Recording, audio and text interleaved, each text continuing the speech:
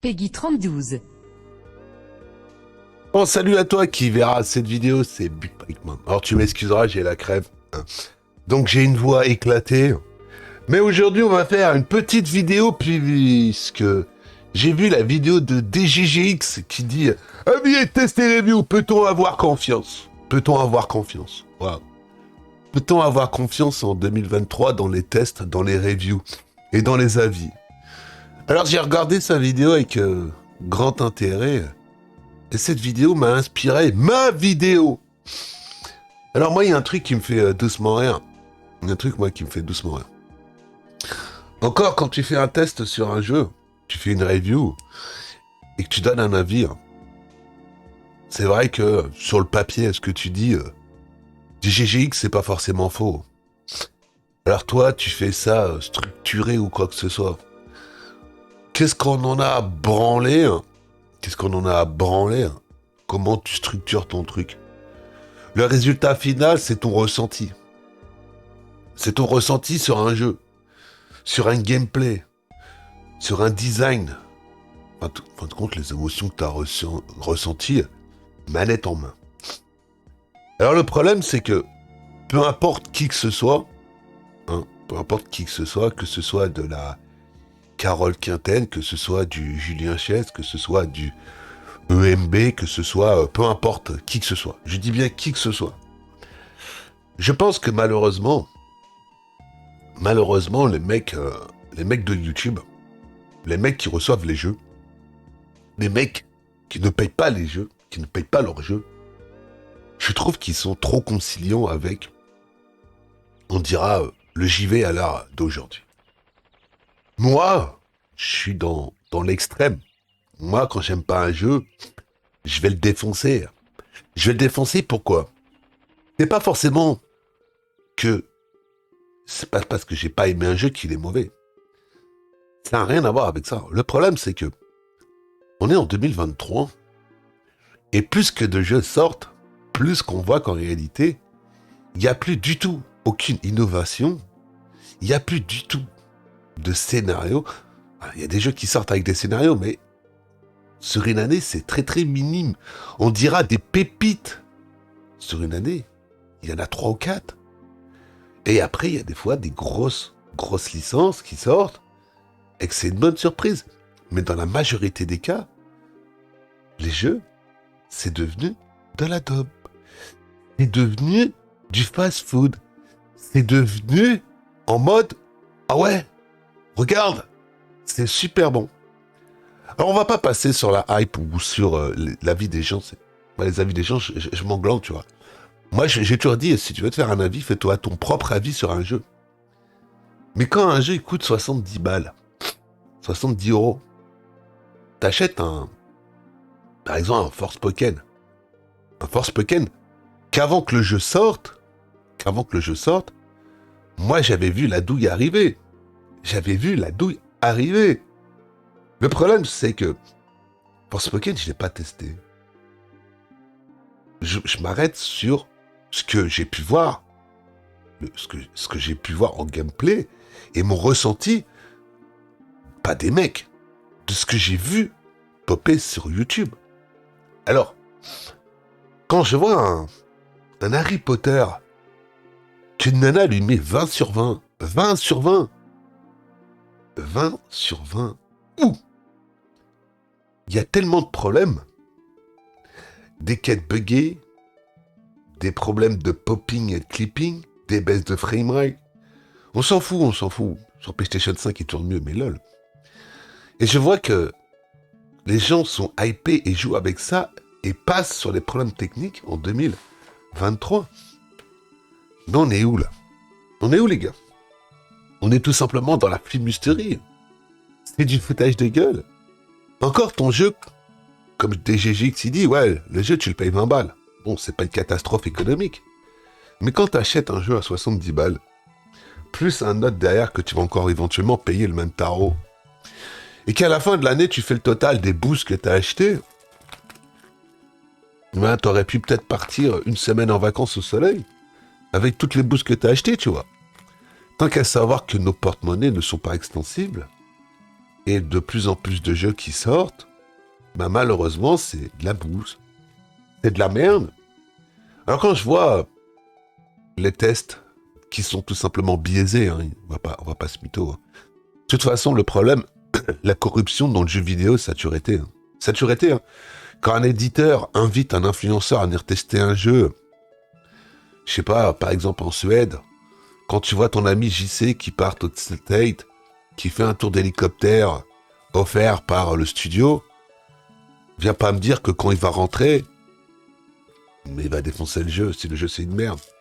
Tu vois, le problème, c'est comme les journalistes qui sont invités à couvrir, je sais pas, peu importe qui vont aller couvrir.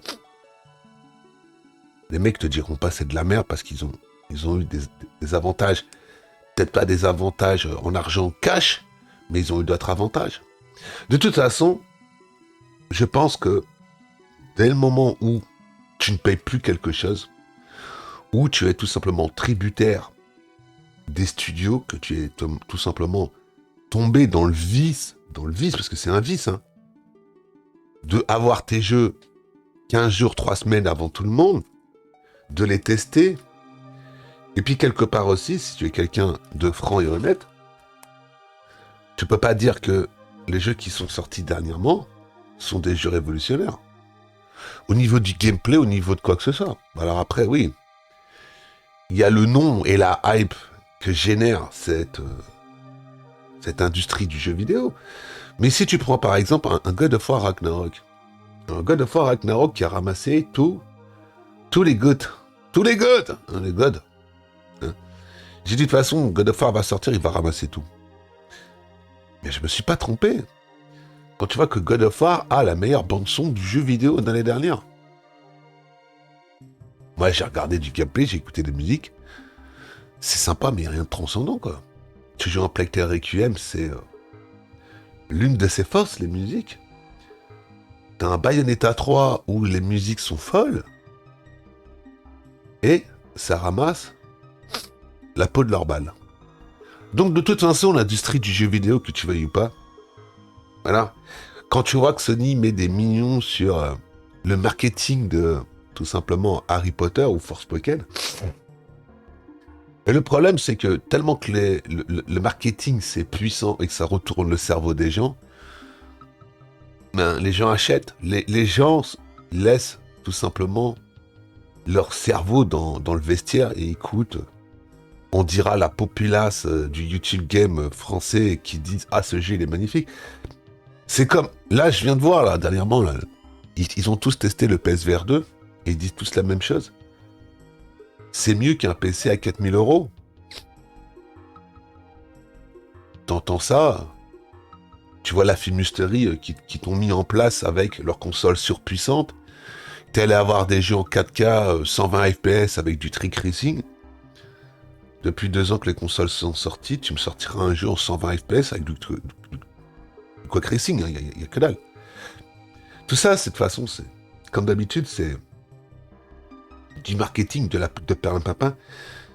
Mais malheureusement, moi, ce qui me désole, c'est qu'il y a beaucoup de gens qui sont naïfs.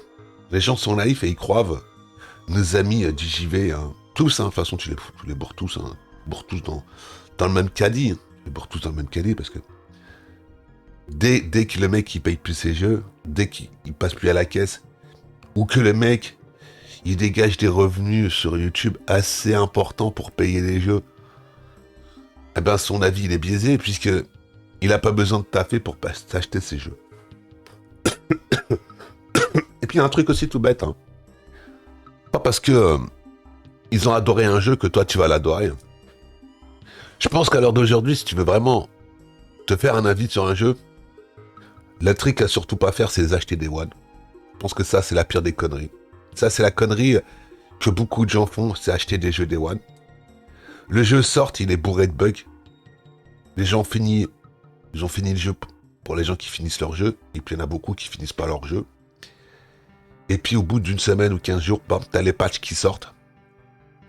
Donc moi, je pense, en réalité, si tu veux être quelqu'un d'intelligent, et que tu veux pas forcément te faire bananer par les influenceurs et les influenceuses, tu fais un truc tout con.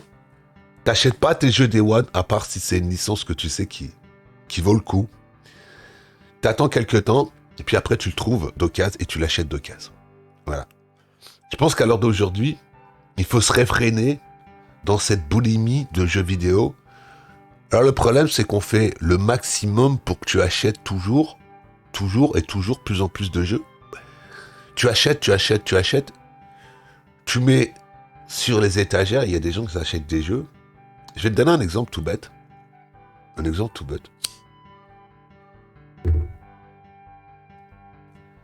Je connais un de mes abonnés qui s'est acheté une Nintendo Switch OLED. Ensuite, il s'est acheté un jeu qu'il a acheté neuf sous blister. Ce jeu, c'est celui-là. C'est le Zelda Breath of the Wild. Le jeu est resté 1 an et demi dans sa boîte sous blister. 1 an et demi. Là, le nouveau Zelda sort dans quelques semaines et il va aller se l'acheter. Le problème qui va se passer, c'est que le Zelda Breath of the Wild 1, il l'aura pas fini. Sinon, il va falloir qu'il bombarde et il va falloir tout simplement qu'il passe à côté de l'essence même du game. C'est-à-dire aller fouiller partout. D'y passer des heures. Donc, tu vois le problème. Il y a tellement de jeux qui sortent qu'en réalité, les jeux, c'est comme du fast-food. On achète, on teste et on jette. Moi, j'essaye toujours de finir mes jeux. Toujours. J'ai eu Plague Tale Requiem dans le Game Pass, je l'ai fait d'une trotte. Le Hogwarts Legacy, je l'aurais fini. Malheureusement, j'ai un problème sur ma Xbox. Donc, je peux pas finir le jeu. Mais je compte bien le finir. Pas parce que le jeu me plaît. Parce que c'est pour moi la moindre des choses d'avoir 1070 balles et de voir le générique de fond qui défile. Et à la fin, tu vois, tu peux te faire ton propre avis sur un jeu. Moi, à l'époque, quand Last of Us Part 2 était sorti, je l'ai fait d'une traite. Hein. En un week-end, je l'avais torché. Et le jeu m'avait pas plu du tout. Pas du tout, il me plaisait pas du tout, le jeu. Il me plaisait pas. Mais pas du tout. Hein. Et même encore lors d'aujourd'hui, Last of Us 2, pour moi, tout le monde dit c'est un chef-d'œuvre. Mais pour moi, le 1 est quand même beaucoup mieux que le 2, au niveau du scénario. On parle pas du gameplay, on parle pas du graphique ou quoi que ce soit. On parle de l'histoire. Le 2 est beaucoup trop prise de tête. Il y a trop de flashbacks, il y a trop d'histoires mélangées, il y a trop de trucs qui servent à rien. Et puis il y a trop de pièces à la con, en enfilade pour augmenter la durée de jeu artificiellement. Mais bon, ça, c'est un détail. Revenons à nos moutons. Mais quand je vois que tous les gens font toujours le même bilan, le jeu vidéo, il est bien.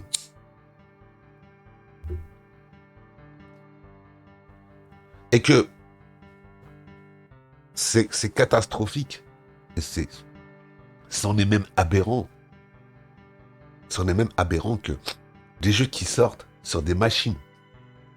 Par exemple, tu prends le Harry Potter qui sort sur PC, qui est même pas optimisé, qui te faut un PC de la NASA, et même avec un PC de la NASA, t'as plein de problèmes. C'est pas normal. C'est pas normal qu'à l'heure d'aujourd'hui, des jeux sont sortis sans passer par la case debug, sans passer par la case optimisation, sans tout simplement passer par la finalisation du projet, quoi. Alors vous savez, vous aurez beau toujours critiquer, mais quand on regarde, il y a quand même encore un constructeur, il y en a encore un, qui quand ils sortent des jeux, les jeux sont optimisés, finalisés, même que la console, elle est à la ramasse techniquement, mais quand tu achètes un jeu estampillé Nintendo, à part, des fois où tu dois attendre 3-4 jours après qu'il y ait un patch pour finaliser le bordel parce que ils étaient en train de le rusher, mais c'est très très rare. Ou après c'est tout simplement parce que la machine n'est pas capable de faire ce que les programmeurs voulaient. Mais c'est très très rare que tu retrouves avec des jeux buggés du fion. C'est Nintendo. Nintendo, Voilà, ils t'ont sorti Zelda Breath of the Wild, il y avait des baisses de frame, ils ont corrigé le problème très rapidement. Là, il y a Harry Potter qui est sorti, ils ont sorti un patch. Ça a corrigé quelques problèmes, mais c'est toujours catastrophique. Sur PC, c'est pareil. De toute façon, vous savez, moi je pensais qu'après après le drama de Cyberbug, que les éditeurs avaient compris, ben malheureusement, non. Ils ont rien compris. Et puis tu sais, en réalité, il y a un truc qui est tout bête dans le jeu vidéo. C'est tout bête. Tu regardes la grosse licence l'année dernière qui a fait qui a rendu des streamers riches. On va parler de Elden Ring. Elden Ring, où quand tu faisais le meilleur build, les secrets, enfin tu vois, les trucs putaclic, quoi, tu vois. Les mecs, ils ont fait leur chou gras sur Elden Ring. Aujourd'hui, je te mets au défi de me trouver un mec qui joue encore à Elden Ring, quoi. Il y en a quasiment plus, quoi. Ça a été comme Animal Crossing. Le problème dans le jeu vidéo, c'est que c'est tout en effet de mode. Tu regardes là, il y a un truc là que je vois qui me fait halluciner, c'est t'as un collector qui va sortir de Zelda Breath of the Wild 2 à 140 balles. Il est en pénurie partout. Les mecs l'ont acheté et le remettent à vendre à 300 balles sur eBay. Et t'as des mecs qui vont l'acheter à 300 balles. Moi, 300 balles, j'achète pas. J'achète pas, non, je suis désolé, non, je trouve pas, bah tant pis, c'est pas grave. Tant pis. Moi, j'arrive pas à comprendre qu'il y a des gens qui se mettent dans la merde pour l'acheter du jeu vidéo, quoi. C'est pas essentiel, le jeu vidéo. Je sais pas. Moi, la dernière fois, je parlais avec un jeune là, chez Micromania. Le mec qui me dit, ouais, je vais acheter FIFA sur Switch. Je dis, ouais, mais c'est de la merde. Il m'a regardé, il m'a dit, ouais, mais à la maison, j'ai qu'une Switch. Donc, c'est là que toi, tu comprends que quelque part, chez toi, t'as une Xbox Series X. Quand j'avais la PlayStation 5 et la Switch, je suis un privilégié parce que à la maison, j'ai toutes les machines. Les jeux qui sortent, je peux me les payer. Je peux me les payer parce que je me bouge mon cul et je fais tout pour pouvoir assouvir ma passion de jeux vidéo. Mais il y en a, ils ont pas les moyens. Et que ils se réfrènent. Et quand ils achètent des jeux à 70 €, et qu'il y a des gens qui leur disent le jeu il est magnifique, achetez-le, et qu'en fin de compte, ils se sentent lésés. Je sais pas. Moi, j'arrive pas à comprendre. Moi, c'est ça qui m'aurait été hors de moi. C'est tout ça. C'est les gens qui te prennent tout simplement pour un con, qui te disent ah, le jeu il est magnifique, et qu'en fin de compte, quand tu mets la galette dans ta machine et que tu lances le jeu, et ben là, tu descends de ton échelle, et puis c'est la catastrophe, quoi. C'est la chute. Et quand t'arrives en bas, tu te fais what? Putain, j'ai mis 70 balles dans ça. Alors après, comme je disais hier soir dans mon live, est-ce que ça vaut la peine de toujours aller à contre-courant, de toujours dire ce que je pense? Est-ce que je vais encore continuer? Je pense que, je vais être sincère avec vous, je pense que je vais arriver à un moment où je vais lâcher l'affaire parce que ça engendre tellement de conflits, toutes ces histoires, ça engendre tellement de merde. Entre les débiles qui viennent me casser les pieds sur mes lives, les commentaires de merde sous des vidéos, je pense qu'arrive un moment, tu sais, le jeu n'en vaut pas la chandelle. Moi, je suis pas Julien Chège, je suis pas EMB, je suis pas ces mecs que c'est leur fond de commerce de faire des reviews sur des jeux vidéo. C'est pas mon fond de commerce. Et puis de toute façon, c'est pas moi. C'est pas moi, je pourrais pas aller dire ouais, un jeu il est bien s'il m'a pas plu. Je pourrais pas. Si un jeu il m'a plu, bah il m'a plu, voilà. J'ai peut-être pas aussi l'art et la manière de le dire et de le faire. Je pense que faut que je laisse ça à des gens qui sont plus compétents que moi. Moi, je vais continuer à faire mon game dans mon coin. Je vais continuer sans me prendre la tête. Les avis des gens, j'en aurai rien à glonder. Voilà. Mais je pense que je ferai moins en moins de jeux, dira des jeux qui sortent. Maintenant, là, tout de suite. Je pense que le prochain gros jeu que je vais faire, ça va être Zelda Breath of the Wild 2. Et après, je pense que je vais réduire drastiquement ma consommation de jeux vidéo bug-gen. Parce que pour moi, ces consoles, c'est pas des consoles next-gen, c'est des consoles bug-gen. Entre des consoles qui crachent, des problèmes, une Xbox Series X après 11 mois d'utilisation, le lecteur CD, il rend l'âme. C'est jamais pris un jeté à rien. Sans doute elle est sortie d'usine comme ça. Enfin, ça devient... Ça devient une hérésie. Leurs consoles coûtent des prix de ouf. Les jeux sont pas fou. On t'avait promis... On t'avait promis ci ou ça, et à l'heure d'aujourd'hui, il y a pas. Moi, je trouve qu'il y a tromperie sur la marchandise. Je trouve qu'en réalité... Je trouve que tous les gens qui sont dans le JV, qui sont là tout simplement pour faire vendre, parce que tu veuilles ou pas, c'est des marketeurs, hein, ils sont là pour vendre. Quand ton ami JC fait une analyse sur un truc et qui te dit ouais, c'est formidable à ton niveau, mec. Mais en réalité, il y a beaucoup de gens qui en ont pas les moyens d'acheter ton matos, ou qui, tout simplement, ils vont acheter et ils seront déçus. De toute façon, je pense que ce genre de personnes, ils s'en branlent, mais royalement, des effets négatifs qu'ils peuvent avoir sur des gens. Je pense qu'ils en ont rien à glander parce que tu te poses même la question, est-ce que ces gens, ils osent se regarder encore dans la glace? Moi, tu sais, quand je te présente un produit et que je valide un produit, ben c'est que le produit, je l'ai testé, tu vois. C'est que moi, j'ai essayé d'aller plus loin que la majorité des gens, tu vois. Quand je vois des mecs qui font des tests de produits à la con pendant 3 heures et qui se renseignent même pas de ce que c'est le produit, en fin de compte, ils savent la base. J'ai reçu le truc, je l'ai déballé, j'ai lu la notice et encore. Et puis je m'en sers comme ça. Je sais pas, je trouve ça pitoyable. Je trouve ça foutage de gueule. Enfin bon, les gens ils font ce qu'ils veulent, hein. Mais moi, tu vois, j'ai peut-être pas l'art et la manière de faire des tests ou quoi que ce soit, ou dire ce que je pense sur un jeu vidéo, mais quand je te dis pour moi ce jeu c'est de la merde. C'est de la merde. Pas forcément sur le scénario ou quoi que ce soit, mais il y a tellement de problèmes sur les jeux vidéo qui sortent à l'heure d'aujourd'hui que je pense que malheureusement, c'est devenu une habitude. C'est devenu une habitude pour les studios de sortir des jeux en mode...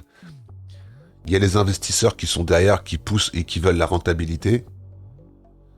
Donc il faut sortir le jeu en mode buggé du fion, et on le sort, on s'en fout, on passera plus tard. Où t'as carrément des jeux qui sortent et qui sont même pas patchés. Je pense que c'est devenu tout simplement catastrophique. Le monde du JV à l'heure d'aujourd'hui, quoi. Enfin bon, moi je te laisse là, je te souhaite une bonne fin de journée. N'hésite pas à commenter, t'abonner, activer la petite cloche si c'est pas encore fait. Et allez, prenez soin de vous.